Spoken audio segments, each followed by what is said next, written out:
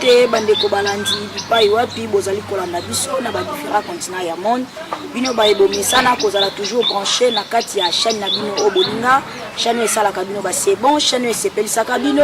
oyo elakisaka bino toujours ba image oyo esalaka bino bien Eden Congo Info ezali ngai ndeko na bino leki na bino mwana na bino na kombo ya Estambuku obomesana kolanda tango nyonso na kati ya émission na bino Kinshasa na micro.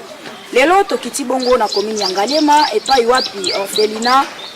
les cris des orphelins o papa na biso Aron Kutesa akambaka ezwami oyebongo kotala ba orphelin ba orpheline pe koyeba lolenge nini baza ko évoluer na kati ya orphelinat les cris des orphelins. Avant ko banda émission na nga na profiter na kopesa bambote na nga premièrement à mon boss le boss Eddie Clat hein. Un grand bonjour à toi mon papa, un papa pas comme les autres. Un grand bonjour à toi ainsi qu'à toute la famille. Na bosanité ba ono so balingaka Estambuku.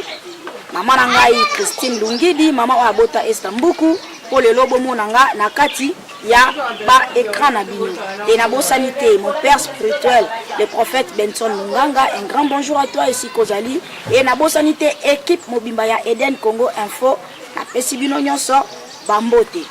Tozongi bongo lolenge na ebisaki bino kelelo tokiti bongo na commune ya Ngalema epai wapi orphelinat les cris des orphelins ezali yebongo kosolo na bango bayebisa biso ba stratégie nini ba vivaka nango awa bayebisa biso lolenge nini ba tambwisaka bana o baza awa alobi awa ata oye papa Aron azate papa secrétaire azana alobi aza bras droit ya papa Aron donc ye pena ayebi masolo nyonso ya kati on a qui kuna papa Aron azate ko bangate papa secrétaire azana yenda za mieux placé ya koyebisa biso ya kolobela biso ko expliquer biso lolenge nini ba vivaka na kati ya orphelinat les cris des orphelins donc opesa maloba parce que yende aza mieux placé ya ko expliquer biso malam. Bonjour papa secrétaire. Bonjour master. Ah tomonio awa na kati ya orphelinat les cris des orphelins bandeko bazolanda yo bazana posa bayeba o se présenter bayeba yo kombo na yo nani ko yebisa bango on se présenter liboso bandeko yo bazolanda yo. Kombo na ngai papa Mfutila Kiala Gaston benganga na mukuse papa MK secrétaire général ya orphelinat les cris des orphelins Aron Kutesa. Les cris des orphelins Aron Kutesa botama le 1er octobre 2009 ezali mukolo oyo président fondateur apetaki papa na ya zaki na Congo zaki na Malawi babengie sango eyeli kuna papa Kufi c'est-à-dire akoyaka après de connaissances azaki kumeye ba société ba memaki na centre moko ba réanimer ye alors tango azaki na souffrance wana nzamba lobeli ya tunia ngolo moni rêve les autres est-ce que na âge no 17 ans parce que azaki ba 17 ans et demi 17 ans mozo se soucier papa Kufi bongo bana mosusu ozomona bazana 35 ans de 10 ans 2 ans ceux qui papa Kufi bazana kana passe ndenge ni c'est alors isika wana azwaka message wana agarda yango tango azongi na Congo awa azali koluka moyen pour afsala orphelinat encadrer bana o bazo souffrir bazo telengana na ba délaissé bazana ba balabala salo tango kote na ngai l'église mo tozao sambela ne to sololi a expliquer ngai okitaki pana nga to fandi nga pe ne contacter ba évangéliste ba pasteur ba consusu bazana quartier to sololi na bango convoquer première réunion mais c'est alors de contribuer moi quelque chose $5 $5 besoin qu'il me donne $30 par mois tu garantis ça $50 de contribuer tu tiens un bongo tu zinda kuanda tu recruter baba na ba orphelin de père orphelin de mère orphelin de père et de mère besoin que bango to bandaka na kasai sika ba komina mirwana sika centre médical besoin que bango pharmacie na centre de fonctionner na bana tozo sanisa bango c'est alors ba visiter moko bazai ko visiter ba biso kuna ndeli moko ba ya ko ba biso ko ko sansité ici ka bazo traiter bana bateau et puis bana ba berger bango pour les amala muté. Papa ceux qui te comprennent bien idée à cause la orphelinat les cris des orphelins et utaka et elle a président fondateur à partir ya vision oyazo ka ton papa na ya kufaka. Oui. Donc à partir à wana ndia zo souci il y a recruter ba orphelin à sangisa bango boko la bango. Oui. Sikoyo tokoko yeba bandeko bazolanda pe bazana posa bayeba awa na kati orphelinat les cris des orphelins Aron Kutesa bo évoluer comment. Bon L'évolution de biso tout débataka biso mbale na président surtout président parce que azaki prédicateur akobima na mabisi yebisa bato ke naza na bana ba orphelin de père orphelin de mère na boko na bango nazo encadrer bango ou bazo contribuer bazo dans le message bato baza toucher ou ba mesana ndenge bible lobi mukanda Jacques 1er 27 que la religion pure et sainte consiste à celui qui visite les orphelins et les veuves. Quand on a touché, on a quelque chose, on a nourrir bango, police bango na tongo, na midi comme tu na pourquoi. Les akis ba nem susu surtout tu bango na classe, kuna na classe bazali ko benga na bango, moi aussi ça nézaté, donc on peut se même une chose azalité. Mais toujours ça n'avait fort de l'église de 31 enfants. Ba côté batanga classe. Les apambaté konduka na ba relation expliquer ba oiseaux reprendre que ba wana peut pas orphelin de père orphelin de mère orphelin de bazali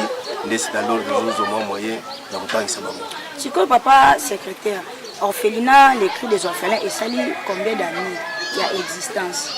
Et depuis le 1er octobre 2009 le 1er octobre les gars qui ont célébré le 9e anniversaire tout ça chaque année mais suite président pour la santé permettant quitter il y a un cette année ici peut-être que ça avant décembre l'activité on a anniversaire le 9e anniversaire de Bolikate orphelin sali 9 ans d'existence parce qu'on a 4 il y a 9 ans est-ce que vous avez un partenaire pour soutenir bino pour na makambo ya bana tous les partenaires vont soutenir la visite. Les visiteurs moko kaka oyo bayaka lokolo yo mamestero ye oke osolono mutu mususu nekene kotala l'écrit des orphelins avant otesa mutu mususu accompagner mususu lobi boyo mibale tango bokozonga oyo obetri sulu solo lobi boyo susu misat nde ba visiteurs wana na bango bato mais ba partenaire zaka bazo engagement chaque fin du mois bazo faire quelque chose pour le logement pour la scolariser na bango mais bazalité sikoyo tango ebisipso ke bozana ba partenaire te. Tant que vous avez partenaire, est-ce qu'on a ban ou vous en a combien de ban à Nakatia au final 35 enfants. 35 enfants. Vous avez partenaire, vous en avez 35 enfants. Est-ce que vous vivez à Naban, on a des génies, na baïtid, na golia, puis na makamna monsieur. Mon Nzambe soki apesi musala pesa ka provision, ndenge tozobondre pa na Nzambe. Lelo ndimaki peut-être lelo bino comme tout nous dans la serre mo voyer à visiter. Il y a quelque chose qui contribuer pour la aller qui a plus de 4e visite ou 5e visite naye akakinisika to satandaki na monte kaka ndenge tozobondela Nzambe toucher motema ba ya batu ba oyo bazolanda biso bazoyoka biso basoutenir bana oyo ndenge pe bazoyo moko tozovivre tout mikolo pe zokoza tozoka siko rentrée scolaire yango euti ko sala est-ce que na 35 enfants na besoin na bango nyonso bataka to nini le baza 35 effectif za 35 34 nde bazota baza na âge ya kokota classe 4 baza na ndako bote na âge ya classe te on batika ça siko na rentrée scolaire ndenge uti koleka kozonga ya bana 31 na obike batanga kozonga na bango na classe bosala ki ndenge nini po kozonga sa mwana na classe to yebike eza facile te somba ba uniforme somba ba ketch somba ba sac somba ba cahier et na l'école pe batika la sima te basenga be avant c'est la phase scolaire parce que pour na rentrer ya bana o ndenge ba obike bazonga ki classe bosala ki nini po bino bozana ba partenaire. Oui, bana va bazonga classe to débataki pendant les vacances tous les visiteurs au baya ko visiter biso vraiment ils allaient avec 35 uniformes pour son bango les petites choses te to bundaki to monaki suki de rouleau yela biso awa batongisi bana bazokoka te to bundi jusqu'à ce que bana musu bazongi biso après 2 semaines avant bazonga ki ici to pesi ba uniforme batonga je vais le faire biso 150 000 francs congolais mbongo ya kofuta ezalaki te kubununa mulelo moko 5 000 lobe kuna 10 000 lobe kuna de tokezo moi une partie tindo za kuto tozana nyo aba bazonga na école il faut kopesa ba fourniture mwana moko $20 azana lettre a mwana moko $20 multiplié par 31 il pesa ki $620 donc ça va faire part to kabole na miso ba ndebo visiter bazako ya zo pesa tout le faire part to pesa ki na maboko batu ata mutu moko tuna na répondre te les deux tuna kuti na école directeur ya bengai fo bana fona pesa 45 000 francs congolais pour na bana wazana 6e 3 bazana 6e primaire bazana 3 6e na yoko to bango chance ke na yaki avant ba 8 bana wana ba bengani bango on faut nous foutre moi na moko 15 000 francs 45 000 francs congolais pour la bibliothèque na bango ya 3e 4e 5e avant trimestre ici na bengi na bango no buti na ko nga mo na sengi na expliquer ce qui nous a massonné ce qui va tenir besoin quelque chose na yo foutre c'est alors les batangi lobi na ibité tambo na so ba ko benga na bango bande ko balandira bandi bino moko kozoka lenge ni papa secrétaire azolo bazaka na partenaire te yo nzamba zo pesa au moins 10 francs nzamba zo pesa au moins 20 francs yo kanani baninga basi bazonga classe kala mais bana o baza a bazongi classe après 2 semaines ya rentrée scolaire atani moko est-ce que ce que qui mwana oya yo boti propre asali 2 semaines na ndako baninga basi bazonga mutema no ezala ndeni yango ntango ozoza susi ya bana na yo kanisaka mpe kesika mosusu eza mpe na bana oyo baza na lisungi te bazaka na posa ya lisungi ya yo na ngai o bana wana mpe bakola malamu sikoyo papa secrétaire tondi totuna ndenge bana bazalaka mpo neti makambo etali kolata na bango bosalaka ndenge nini mpona kolata na bango nyonso 35 000 baza kolata na bango balataka ndenge nini kolia na bango bozwaka yango ndenge nini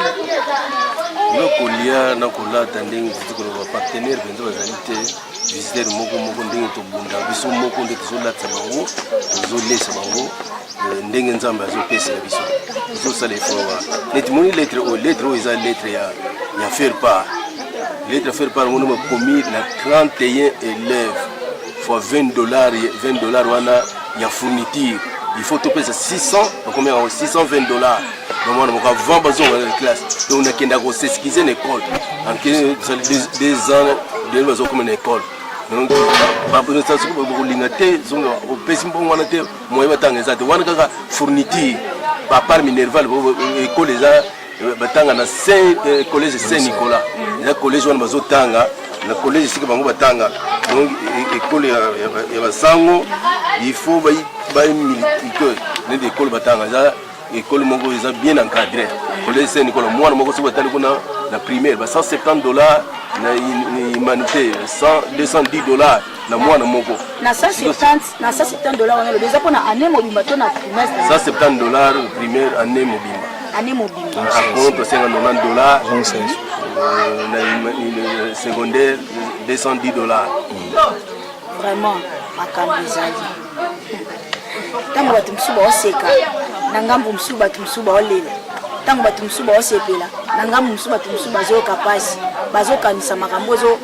ezolekela meme mitu na bango sikoyo na ba $170 wana ndenge olobike na ekole bazotanga bazofuta ba $170 ba $200 sikoyo bino mpe partenaire aza te bosalaka comment c'est que ndenge bakenda bongo bachasaka bango à chaque fois to ndenge nini lelo bakeyi babengeni bango lobi bakeyi boke kosenga lelo vanta to moto yele bango $10 bokanisa balia yebeke kofita mpona mwana moko est-ce que na kati ya orphelinat Aron Kutesa bozalaka na activité oyo bosalaka mpona koede mpona kolia ya bana oyo to ndenge nini bien activité moko eza uniquement bosala yango bochango wana mpona soin ya baorphelin to baorpheline oyo baza na kati ya orphelinat non toza na activité moko te koyi kosunga te bana baliaka mais toza na centre médical ezali mais na rendement ya bamillier ekoki kolesa bango du 1er au 4 jours moi moke kokomona na centre ya baquartier oyo moto akokovanda infirmier akosala na mokolo moko entre koti 10 000 francs congolais soki 10 000 francs wana bakei kozwa yango bana bayekolia bongo nini bakosomba seringue mpo bazongisa place wana bato mosusu bamaladi bayekozwa sikoyo papa secrétaire to sikoyo condition ya bana ya kolala balalaka na bacondition balalaka kaka na se to balalaka na baéponge mpo tomoni déjà ndako eza me toyebi te kati ya ndako eza ndenge nini bacondition nini oyo bana balalaka nango mpo toye tokuti bana ya mike bazali tokuti mpe baoyo ya mwa kokola bazali tokuti mpe baoyo mpe baza déjà bazokende déjà na âge bazali sikoyo kolala na bango balalaka na condition donc na condition kolala musi ezali ya mike oyo mwa bavisitere baye na oyo musi ya mike sikoyo batie bana baza mosusu baza na 9 ans 10 ans bazosala pipi donc soki bobimisi yango 2 jours 1 semaine c'est déjà détruit lelo ntango nekomi na ntongo mama nkadre moko azobisangaki papa secrétaire tala bamusi eza wana bikate nekomi ndamu lelo nayebi te lobi kuna bana bakolala ndenge nini nafandaki nazokanisa bon nazopesa ngo na maboko na nzambe soki nzambe akotinda bakorbo otinda nzambe akotinda bakorbo baboya nango papa tongi toyeba awa esika orpheline ezali bofutelaka yango eto eza place moko bapesa bino juste votia non bapesa te eza concision autant tokotini na ndako oyo érosion ezalaki te bilie ezalaki deja outi awa mwana kati ya baltina ngamuna tozalaki kofuta ndako $150 par mois ntango tokoti eza garanti na $150 donc suite érosion eye kobebisa nde baye kokitisa yango na $100 balongoli biso $50 moko mpona érosion donc ici maintenant tout le monde kofuta $100 par mois ndako $100 par mois $100 matin bana fobalia makoko fobalia fobakende classe tozobunda kaka na effort sikoyo ata bozofutela na commission tokuti baérosion boye ozomona teke eza pe risque mpona bana oyo aleki komo bokoki kovandisa bana baplace ya baérosion boye oyo ezake mwana mpe akosa mpe fopa boye mokosakana nini boye eza mpe danger mpona bana oyo bazofanda epuis érosion ngo mpe ezaka érosion mpo mateleke mpe bafulo eza wana bamilinga donc esali vraiment salite donc mpona santé ya bana eza mpe bien te mpona santé ya bana effectivement réseau eza wana bato bazomona bato mosusu bafilme ntango bafilme yango affaire sociale alanda yango babenga président akende na commune bayebisa ye mpona ndenge nini bizomoni bana boye ozofanda esika ndenge wana mais affaire sociale eza mosala l'état kolo affaire sociale ozali opesi biso mbongo tosombi lopango soki bamisi mbongo tosombi lopango todeplace bana bongo na minute oyo tokodeplace bango na ndenge nini ozo garantie obimisa bango aozo ndako ya 4 chambres bien 6 chambres il faut en ba 2000 ba milliers oh ba $2000 $2500 ozo ndako ya ba $150 $200 tokozombo ngwa affaire sociale ayo kino bilimo zo vendre sabana bisika etine ezali mais mwana moko po to kena ko enregistrer na commune ba futa kambongo pesa kambongo tozo travailler en collaboration na bango mais bango bazo pesa eloko te eloko koliete eloko moko te suivi ya tele mwana soki aye il faut que na commune pour que ko enregistrer parce que le procès verbal na ye il faut to futa mbongo. Ok papa secrétaire vraiment to sepeli na nyonso oti koyebisa biso sikoyo bandeko bazolanda ye bana poto oyo baza partout eloko nini ya makasi oyo kokoloba concernant makambo tani orphelinat donc eloko nini to demande nini oyo kosala na bandeko bazolanda na kati ya émission Kinshasa ndeko oyo bazokolanda biso bazomona mpe image ndenge ezali milieu bazomona bamplacement ndenge ezali tozosenga bango ete ntango bazoyoka ete bible ezoloba la religion pire et sans tache consiste à celui qui visite les orphelins et les veuves dans leur affliction na pasi na bango bandeko wana nde tozosenga lisungi na bango baye soutenir badéléché baenfants abandonnés bazali awa 2 ans 3 ans 4 ans 5 ans jusqu'à tozali kuna na sene mosusu akende na L1 dans la licence tobande de ouverture tozana ye awa azotanga par la grâce de Dieu mais tozosenga bato wana basoutenir bango tana na université primaire secondaire ça coûte et tozoluka bato oyo bakoki kosunga bango entre temps lobi baza l'avenir bazala bato boko soutenir Congo boko participer na kotravailler na mboko na biso. Merci papa secrétaire. Ok bandeko balandi na bandi bomoni bino moko yoki lolenge ni papa secrétaire alimboli biso malamu koma bavivaka awa na kati ya orphelinat les cris des orphelins yo olandi yo yoki soki etushe na motema kozanga kosala geste ya bolingo te mpona bana oyo baza bato lokola yo na ngai bana oyo baza wana soki tozwi soin na bango soki tozwi susi na bango lobi mpe bakoki kozala mpe eloko moko ya motuya mpona mboka na biso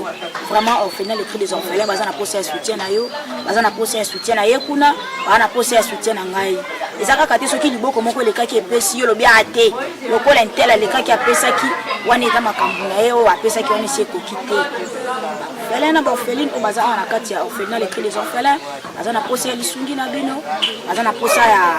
aide na bino surtout na baétude na bango oyoki papa secrétaire olenga lobi bana bazotanga mais basi babandi déjà kobenga na bango baza na retard ya 2 semaines oyo bango babandi nango classe bon ce qu'on a retard il y a 2 semaines bandi les sous ko bengana bango donc soutien ezati partenaire azate partenaire ezande yo nanga otozolanda otoyoki doléance ya papa secrétaire na kati ya orphelinat les cris des orphelins vraiment bana poto ya solo yo o nzamba tuti yo tango ozokota moi shoprite ozokota moi alimentation ozosomba shawarma ozosomba moi jus ozolia moi gâteau ozolia moi mbala raisonnaka peke ba orphelin ba orpheline baza quelque part o baza na posa pe aide na yo baza pe na posa balia lokola yo baza na posa balata lokola yo mukie na yo soki okanisi to okaboli yango na bana o vraiment eza eloko oyo ekopambola pe vi na yo bandeko balandi numéro yango eza affiché na ba écran na bino yo o tutami yo o motema etuti yo oza na posa ya kosunga oza na posa ya kokabola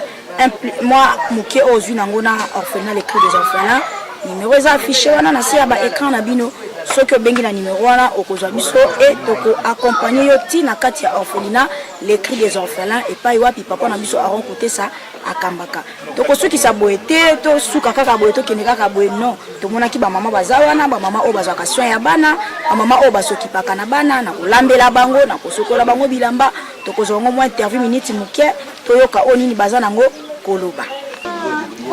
Ok, bandeko balandi ndenge moko epai wapi ba mama bazolamba ba mama o bazwa ya bana ya orphelinat na kolambela bango na kosunga bango na kosunga ba bilamba tozwa bango mo interview muke toyoka nini oyo baza nango ya koloba. Bonjour mama. Bonjour mama. Naza likambo ba wanga naza mama na lambi na orphelinat ngape naza veva ba veva tozale toza mibale mais mikolo ba mama oyo ba visitaka biso bazoya te tozomona pasi mais na muke muke tozozwa yanga tosonga na biso toliaka muke muke tolali mais toza bien bosunga biso tokende wapi bino nde boyaka mpona biso biso mpe tovande mpona bino botiki biso botokende wapi bolobaka ke veva koki koyiba te mwana orphelinat koki koyiba te siko bokimi biso tokokendela wapi tozali bien bosonga biso pasi eleki nde tovandi awa esengo ezali bozala na kimia obo bozosunga biso na bobo bozali kosunga biso na nte boyo bosunga biso pasi ezali kolia muke muke tozolia tozomela pe tozolala pe na kimia botiaka biso na mabondeli botika biso boye te tala mboku ndenge ezali etema mabe eleki bageologie eleki botika biso na kimia te botiaka biso na mabondeli nasilishika wana kombo na Yesu amen. Mama komono eza nani? Kombo na ngai Kamesa Bertine. Mama Kamesa Bertine yo travaille ka na kati ya orphelinat. Ngana travaille ngana mutu na lambila bango ezala ti ezala poto avana lamba na tuni bango nano nini na kolamba soki balingi ndunda soki balingi poisson soki balingi soso soki balingi ngombe na kiti delvo na keko somba ngombe na ko lambila bango ngande mama na bango na lambila ka bango ngande koko na bango na lambila ka bango. Ok, merci maman. Tukutio na kati na kusa, tutiki yo continuer olambela bana biso. Merci. Bande ko balandi bino moko boyo kilo lenge ni mama lobi. Bino bato ya motema malamu mama azana posa na bino, azana posa ya soutien na bino, azana posa ya lisungi na bino, alobi ye pas veuve. Hein, aza veuve. Azana posa aide na bino, bande ko akotala bango mais pour l'instant bozo donc baza vraiment na posa na bino makasi. Tozwa mwa maloba muke pa ya mwana biso tukuti awa na uniforme auti classe. Bonjour yaya. Kombo nani? J'étais au fan que mama na uniforme aux ara na kati orphelinat que les orphelins. Auti école. Aux classe ni. Première c'est autant Saint-Nicolas. Na Saint-Nicolas. Ok. Kwa biso kombo nani? J'étais la ndenge au rendre à se sentir à l'aise. Vous êtes à l'aise. Vous avez vraiment kimia makamu nyonso. Ok. C'est que ni na maluba na yo. Biloba ni ko kozala ngo pona bandeko o bazolanda bino. Ezaka yo moko te na bandeko nyonso o bozala na na kati ya orphelinat les cris des enfants. Ko koloba ni na bandeko o bazolanda bino na kati ya émission o. Posa na yo ezani to posa na bino ezani pona bango basala pona bino. Monsieur ezali balonga biso sika opo libule ezali liboso na biso bana nde basaka na bongo mabe mosusu akokoya pe kuna eza danger mpona bana oyo baza amiki balonga biso awa totanga mpe na bien otika sini eza babengani oza tour à midi babengani mpona minerval. Ok bandeko balandi poso yoka bino moko toujours likambo ya érosion aza na posa ya kolongola bango awa mutanga mpema malamu nani akoko longola baorphelin oyo baza opesa bango esika ya malamu oya tokoki bongo na suka ya émission na biso bandeko botala bino moko érosion botala lolenge nini oyo danger eza awa na kati ya orphelinat les cris des orphelins epi banda bango moko baleli oyoki na mikro na bino jef ndenge alobi esika bazali botala érosion donc eza danger mpona bana ya mikie akokosakana awa mwana pako okolinda kuna na kati mwana pako okokwea kuna na kati donc eza vraiment propre te boyoki bino moko baza na posa ya aide na bino bosunga bango batamitema malamu o nani akokozwa bike te nga nalingi nalongola bana oyo esika oyo bazali mpo eza esika moko ya danger donc posa na bango eza yango wana en plus alobeli likambo etali frais scolaire bomoni ye na bauniforme akei classe babengani ye mpo na nini minerva la futi te sikoyo ata bino moko bana poto ya so nayebi ke bino bolingaka te biekota bino nayebi ke ya bino erataka te ya mite ya malamu boza ebele boza ebele boza ebele lokola le berger Cédric Eric Likofata Junior Mayele Anis Asinga Yvette BMJ vraiment botala souci ya bana oyo boyoka motema mawa mpona bana oyo tala bana oyo baza na posa ya soutien na bino na bosani te Jessie Lisika Patrick Palana Ediris Bitumba et Myriam Tanzelo donc orphelinat les cris des orphelins eza na posa ya lisungi na bino eza pe na posa ya visite na bino mpona bana oyo esala bango mpe bien etant ke baorphelin oyo bazangi baparent présence na bino ndambu na bino bokoka bwana bango ekosala bango bien ekosala ke nzambe ya lola apambola bino bino moko bomoni na bandi baimage ezolakisa bino lolenge tomoni mosusu wapi ye wana azotanga tomoni ye na kaye na ye toyebi te azosala devoir to azotanga kaka makambo oyo autaki kozwa na classe boyoka bino moko topesa ye micro alobela biso nini oyo azosala mpo tomoni ye na kaye bonjour yaya kombono nani Mvula Alegria tomoni yo na bakaye ozosala nini osala devoir ya nini oza na classe nini oza na 3e osala devoir ya nini français bien mathématique osala devoir ya français mais nga namoni yo na mathématique oyosanga français ndeni ozobanga caméra bongo soki ozobanga caméra te ozokoka oloba te mpo ani eloko te ça va bino moko bomoni mwana ye moko lolenga azoloba lobi azosala devoir aza bongo na 3e primaire tokende bongo bomona lolenge bana mosusu bazali donc awa bana baza ebele ndenge kaka papa secrétaire alobaki eza kaka mibale oyo bomoni te bana mosusu mpe bazali baza na kati ya ndaku oyo ezaki baza kose repose baoyo bautaki classe na baoyo mpe bakendaki babengani bango nyonso baza kaka awa na kati ya orphelinat les cris des orphelins botala lolenge nini bana bazali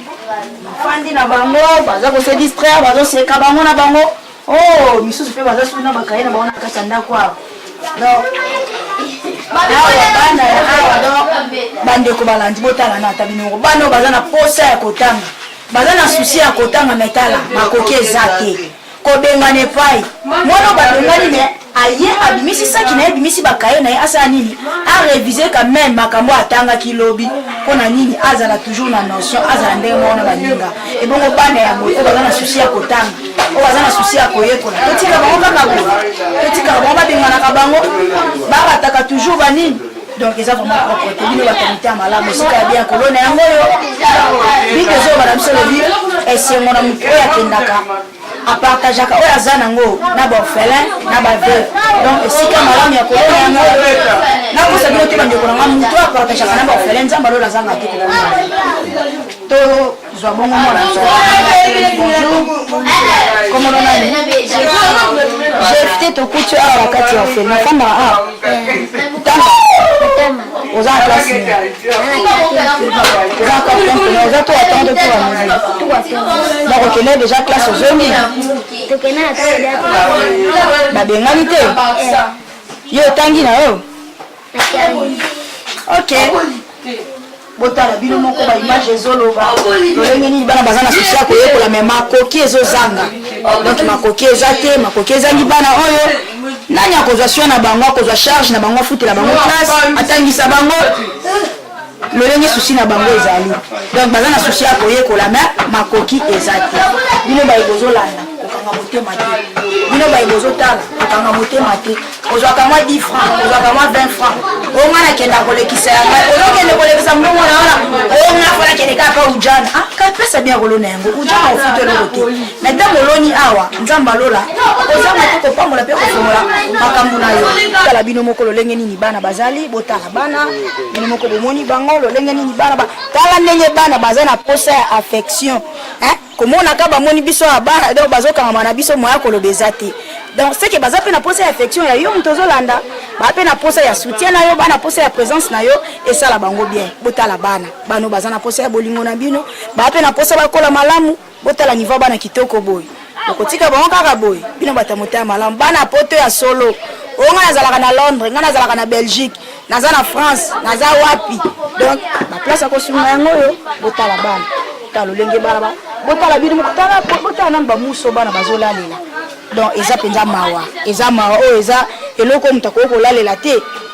eza eloko moto akoki kolalela te mais bana oyo bazolala mpona nini parce que baza na soutien te baza na partenaire moko te oyo ezaki akoya alobi ngai naza wana na ye na baéponge yango mpona bana oyo baza nango te donc baza obligé ya kolala na biloko ya boye et pourtant eza propre te mpona santé ya bana bongo na suka ya émission na biso oyo ezalaki bongo Kinshasa na micro ezalaki bongo présenté epai ya ndeko na bino moninga na bino mwana na bino Esther Mbuku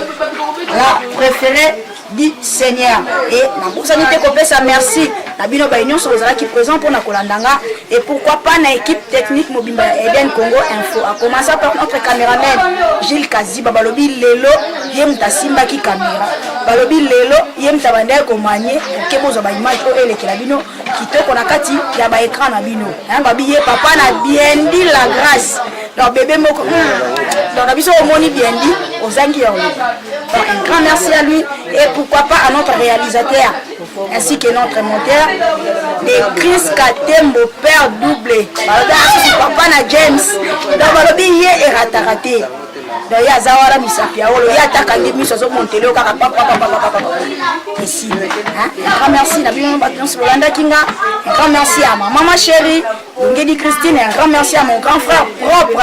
Rodrigo Mawalobi ye azaka mwana mobali moko ya famille muto ala kisaka bato makati ya ville province de Kinshasa et un grand merci encore à notre Seigneur Jésus-Christ de Nazareth a permetaki ke ngai na bino tokutana lisusu na kati ya émission o tokutani bongo mbala ya sima soki yesu masia azongi te bye.